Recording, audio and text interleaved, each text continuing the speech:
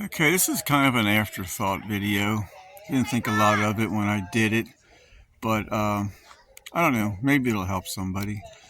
I have this shed, I put a metal roof on it, etc., but I wanted to put a LED light out in front of it, but I did not want to put any holes in the side of it or anything. That way the vinyl could continue to move as it gets hot and cools down, etc. But anyway, I'll show you what I did and maybe it'll help somebody.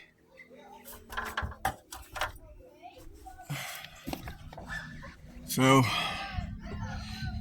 I made these brackets, contoured them to the drip edge, and they actually bend around and come up behind the drip edge as a hook.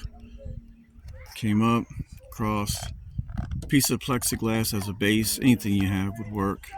My mount and my light. As you can see, it's pretty sturdy. Nothing bolted to the roof. What I used was, if you can see in there, I used some neo magnets, earth magnets. I put some right there, and then right on the top on each bracket. So I got 4 there. Holds it really well. We've had some good storms come through. It's been up about 3 weeks now. And I just ran the electrical down there. And in fact, my little clamps there are held on by magnets too. Like I said, these earth magnets are really strong. They're not super expensive. I think they're about a 1/2 inch in diameter, and they were $10 for 3.